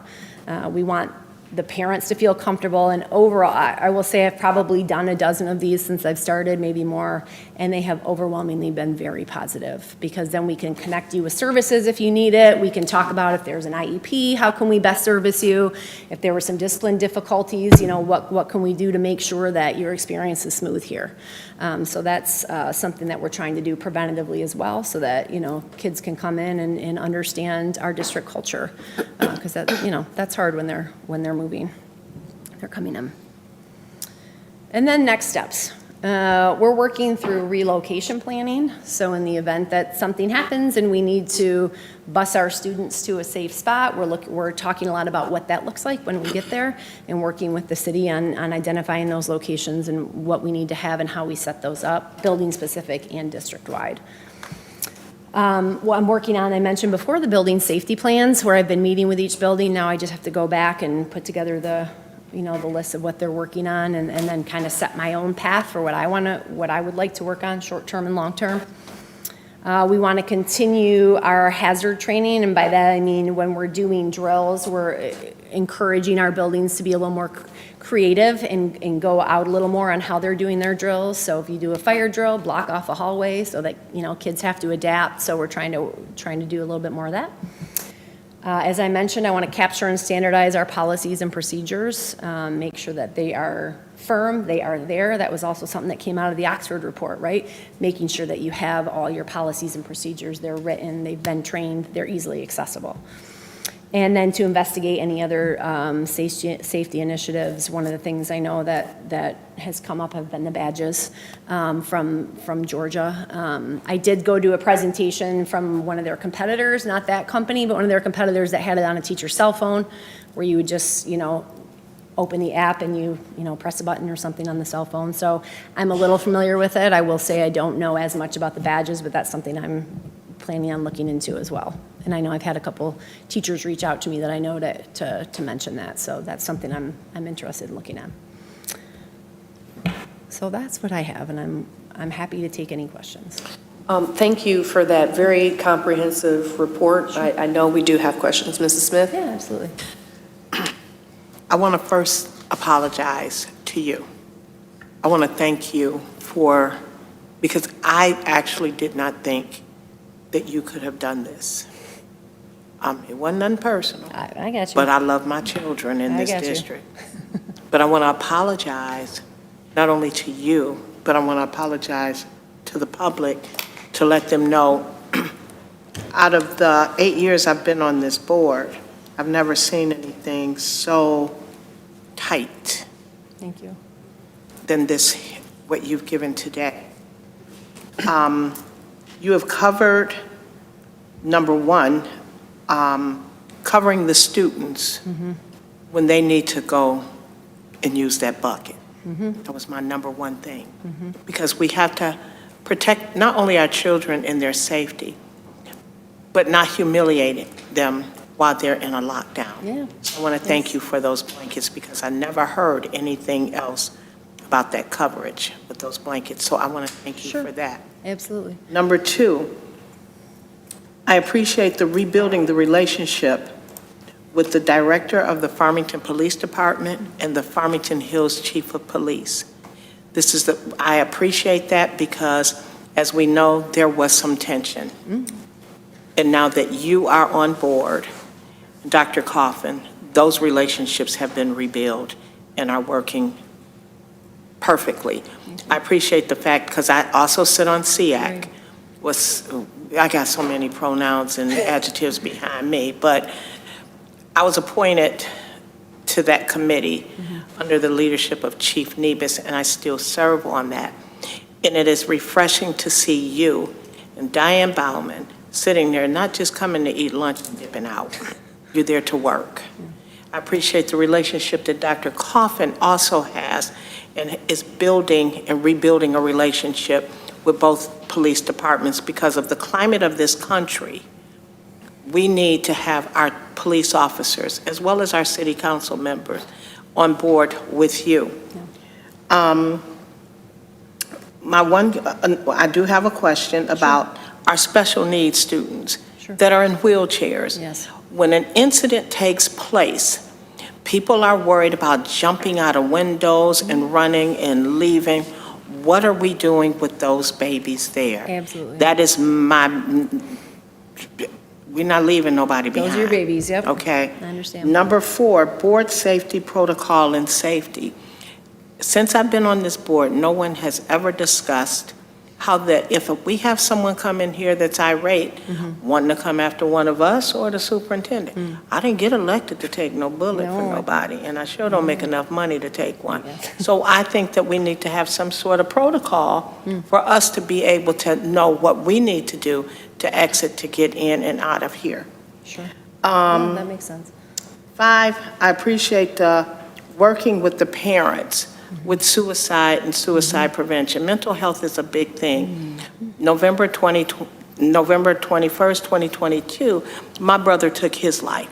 So with that being said, we need to not look at kids or teachers or anything and ostracize any of them. It happens to all of us. And 6, I appreciate the disciplinary. Dr. Turner, myself, and a few others sat on the disciplinary hearing years ago. We saw that the rates were lower when we had a committee for us to get involved and say some things and be involved, opposed to someone coming in just saying, you're out of here. Right. So I appreciate that, and I don't want to see students disciplined and put in a virtual learning for 2 or 3 years. If they don't need to be here, Correct. unfortunately, they must go somewhere else. But to keep them at home and not getting an education is not going to work. Yes. So those are the 6 things that I have, but I really want, number 4 really is that helping us if something happens to us to get out of here. Yes. Thank you. Thank you. I appreciate it. Any further questions, comments? Mrs. Fox? No, you go first. You go first. Just very quickly, as it relates to the school shootings that are Yes. happening, what are your thoughts about having metal detectors? That's an excellent question. I've gone to a couple of presentations. I know it's come up. I've had some community members, reach out. I talked to a mom today about it who called with some security concerns. It's come up at the district safety team. I would say I'm not sure they thought you'd get the most bang for your buck out of it. In that it doesn't catch everything. It can be a deterrent, and I understand that. But I haven't gone past really the talking about it stage yet. I'm happy to look into it. It hasn't been something I've looked into too deeply yet. I did talk with a couple companies, actually, when I was out at the security conference. I talked with a woman who worked for Oxford, who now works for one of the security companies. So she and I started a conversation, which I would like to continue, but haven't yet. So it's something I am happy to look into and know that I want to look into it yet. I'm not sure I have a fully formed opinion yet. I don't want to say something when I'm not as schooled in it yet as I should be. But I definitely am planning on looking into it. Mrs. Heinrich? I'm sorry. Dr. Blau? That's okay. 2 things. Yes. With regards to the metal detectors, when we had one of our early community engagement, community dialogues, the chiefs of police of both cities were here, and it did come up as part of our conversation. And one of the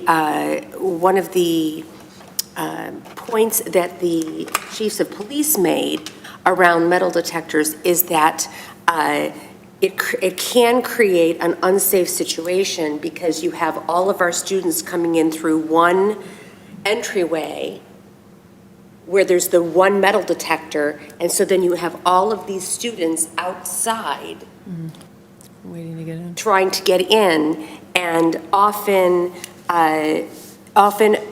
when there's a shooter, the shooter is typically looking for maximum damage. And so if we have all of our students waiting at the beginning of every day to get into the building through the metal detector, that creates an unsafe situation potentially for a large number of our students. This is what the police chief said a couple of years ago. Maybe there have been updates or changes in the technology, but that was one of the points that they made at our community dialogue when they spoke to that. So that they would be another resource for information around that. The other resource I'd like to offer is that the Michigan School of Psychology has a community clinic with a sliding scale to make access to therapy, to counseling, very accessible and affordable. So, and they're right in Farmington Hills at Orchard Lake between 11 and 12 Mile. So the Michigan School of Psychology, and I'd be happy to connect you with people there. It's just another resource in addition to the Care Solace that you can offer to our community members. Perfect, I would love that. Yep, I would love that. And I think that actually came up, there's a new committee, I'm not gonna get the acronym correct, but it's Oakland County School Safety, and so we have been meeting every 2 months. I think it just started last year, I'm not sure.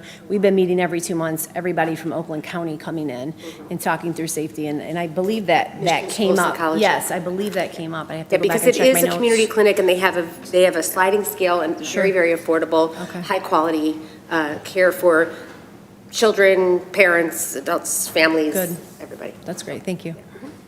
Thank you. Dr. Turner. Thank you. Appreciate the presentation. It was robust and replete with ideas and addressing it. You know, and I think about, I do have a question, and Angie took most of my questions, so I won't ask any of them and repeat 6 questions.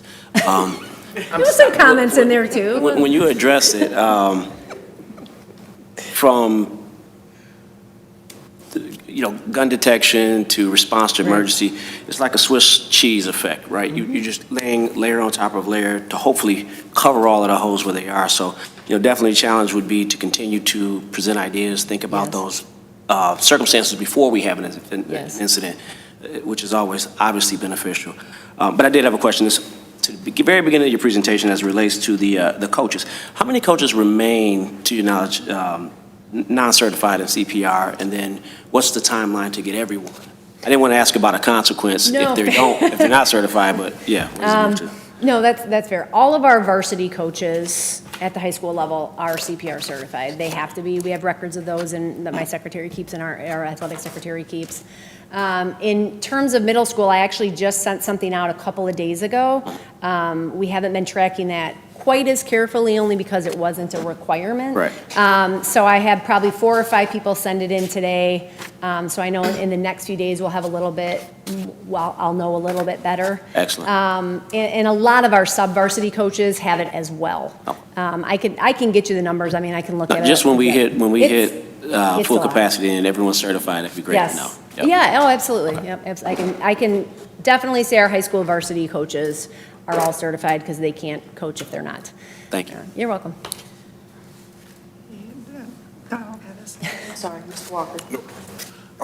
In a conversation I had with Dr. Coffin recently around the Georgia tragedy, we talked about how part of prevention is having everybody understand their that safety is everybody's responsibility.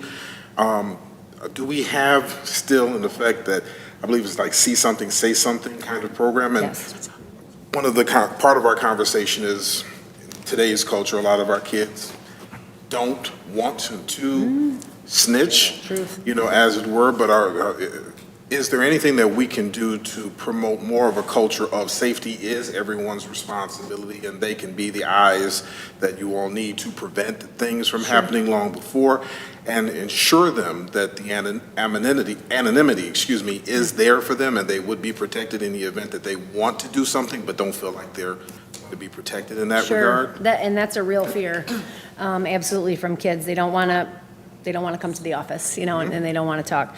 I think what you were referencing was okay to say. Okay to say, yes. No, it's the same thing. See something, say something.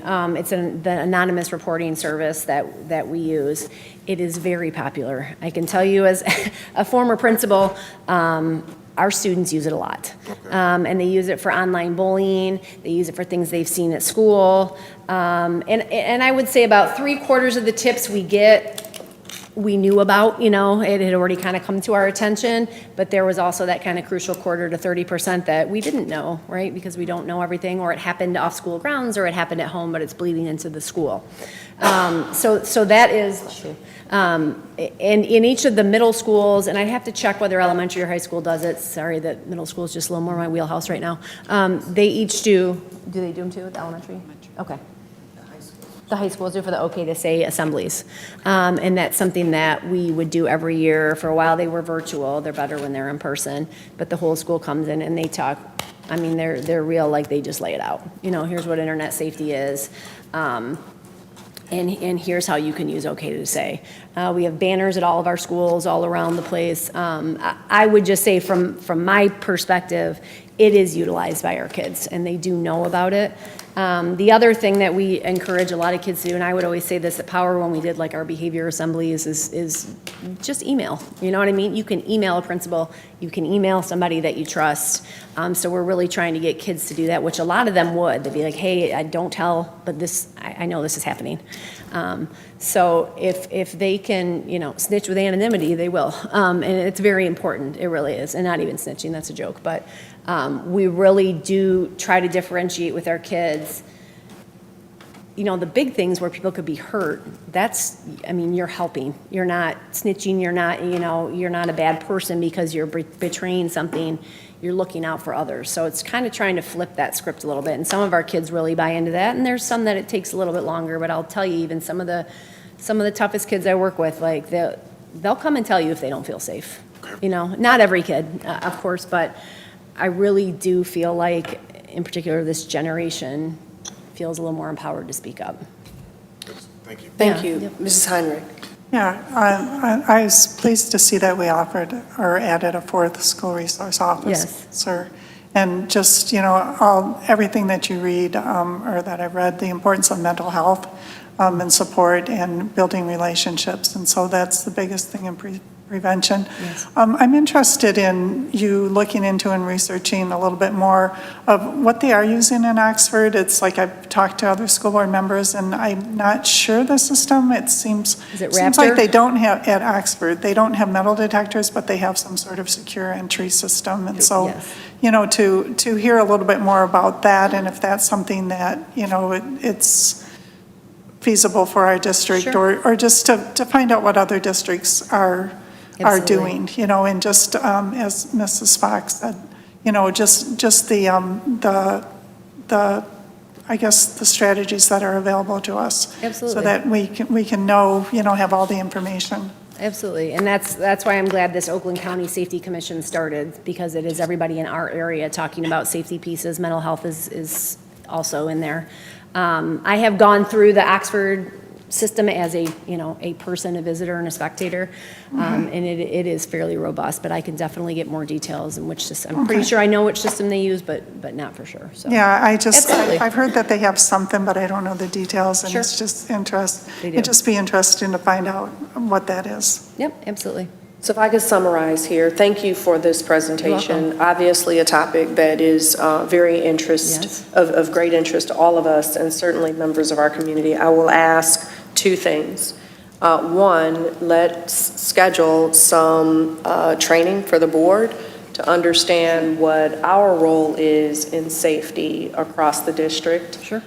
Similar to our staff who have been trained up, we need to understand what we need to be trained up in. Absolutely. And also here, we should understand what our exit strategies are and so forth and so on. So that would be the first thing. Okay. And the second thing is I would like, based off of what I'm hearing from my colleagues, another presentation at some time in the future. You can tell us when would be the most appropriate time after you've conducted some of the research that folks have asked.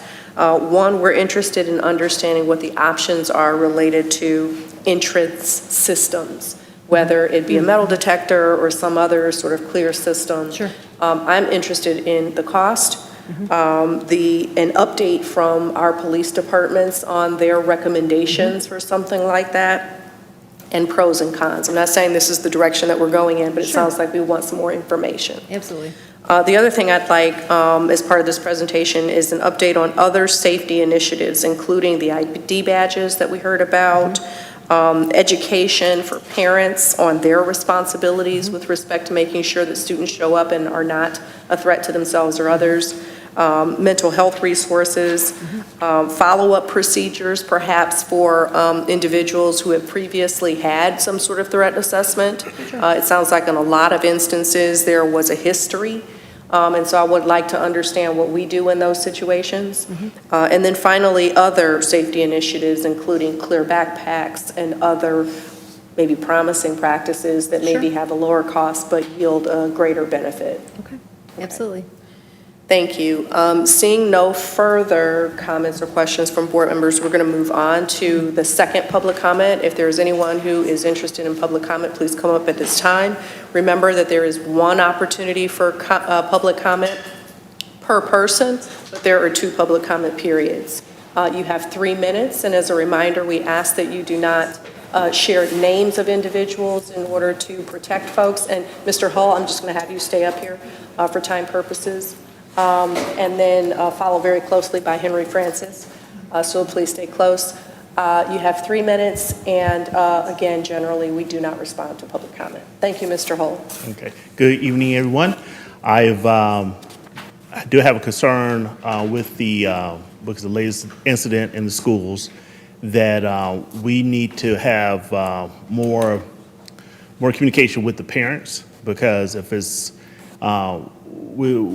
although we know what the schools are doing to help prevent or to try to deter incidents like that, but we do need better communication out to the parents, because, as people who watch social media and TV and everything like that, you can run everybody's imagination wild, especially, when things come up like, not having metal detectors, not having clear bags. Cell phones are now taken away from the kids, and then now parents say, how can I get in contact with my child if incidents like this happen? Because it's a whole bunch of convoluted fears and things that can take place, and I believe that we can have some type of discussion or seminar for the parents and interested parties to actually get some questions and answers. I know that myself and my organization, FAPN, want to put together some type of symposium or whatnot in order to help just understand, for parents, put their minds at ease. I should say at ease, but make them more alert, make them more responsible, make them more active in the safety of their kids, and know that's okay. Like, for instance, the no snitch rule or whatever, and make sure that people speak up when they say something, as long as they're protected, and that feel that there's no retribution from them. So look forward to some type of communication from FAPN to putting that together, just, and also whatever that you guys can put. Okay, thank you. Thank you. Mr. Henry Francis?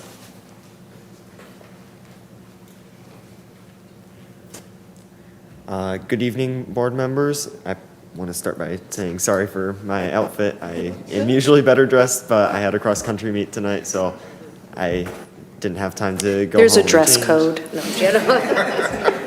No, But obviously, I am here tonight to make my public comment, and I think all of you kind of know why. It is for robotics. I have been at a series of board meetings advocating for a district STEM facility, and I just wanted to, again, push for that tonight. Especially recently, we saw Catholic Central opened up their brand new STEM facility, which cost $61 million, and I understand we are not at that same point, but I look at what they have and what a lot of these surrounding districts have, and I believe we're falling behind more and more, especially with Catholic Central. They have a complete robotics field, machine shop, as well as flight simulators and an observatory. It's all very interesting, and I'll be happy to share a Local 4 article with anyone who's interested in it. but I think it's becoming harder and harder to justify having your child come to this district if you believe in STEM and you wish for them to go into that career, because we just have fallen so far behind in stuff like robotics that I wouldn't want, if I had a child, I wouldn't want them to have to deal with a district where we don't have those resources available. And, you know, this is a very far future idea for me. I obviously know I'm probably not going to see the STEM facility, but it is for everyone who's coming after me, because I don't want them to be deprived that same opportunity that so many students in Michigan and in our local area now have. So I really would like to see movement on this, and in the future, hopefully, a STEM facility that is competitive, not necessarily $61 million, because that is a lot of money, but something that is representative of where this district's values are. Thank you. Thank you. Is there any further public comment? Any further public comment? Seeing no further public comment is now closed. We will now move on to action items. Is there a motion for the new vehicle purchase? Mrs. Heinrich. Yes, this item was presented in detail at the last board meeting for a discussion. I move that the Board of Education approve the purchase of a 2024 Chevrolet Silverado 3500 HD 4x4 with a utility box as presented and outlined in the July 30th, 2024 memo in the amount of $61,851 from Todd Wenzel Chevrolet out of Hudsonville, Michigan, utilizing MI deal pricing, funding to come from the district's general fund. Support. Motion made by Mrs. Heinrich, supported by Mr. Walker, to purchase a 2024 Chevrolet Silverado 3500 for $61,851. Is there any discussion? Seeing none, can we have a roll call vote? Mrs. Fox. Okay. Mr. Walker? Yes. Ms. Heydrich? Yes. Dr. Blog? Yes. Ms. Smith? Yes. Dr. Turner? Yes. And myself, Mabel Fox. Wait a minute. And Mrs. Williams? Yes, no problem. And myself, Mabel Fox, yes. All right, we have that motion passes. Thank you very much. We will now move to the MASB delegate, Mr. Walker. I move that the Board of Education certified Dr. Cheryl Blau to serve as a delegate and Claudia Heinrich as the alternative at the October 24, 2024 MASB Delegate Assembly. Support. There's been a motion made by Mr. Walker, supported by Dr. Turner, to certify Dr. Blau as the delegate and Mrs. Heinrich as the alternate for the 2024 October MASB Delegate Assembly. Is there any discussion? Seeing none, all in favor? Aye. Any opposed? Any abstentions? Motion passes. Is there a motion for the consent agenda? Mr. Walker? I move that the Board of Education approve the September 10, 2024 consent agenda as follows. Approval of minutes, August 13th, 2024 special meeting, August 13th, 2024 regular meeting, August 24th, 2024 special meeting board retreat. Support. There's been a motion made by Mr. Walker, supported by Dr. Turner, to approve the consent agenda. Is there any discussion? Seeing none, all in favor? Aye. Any opposed? Any abstentions? That motion carries. Are there any reports from board representatives? Seeing none, this meeting is now adjourned. Thank you, everyone, for your attention.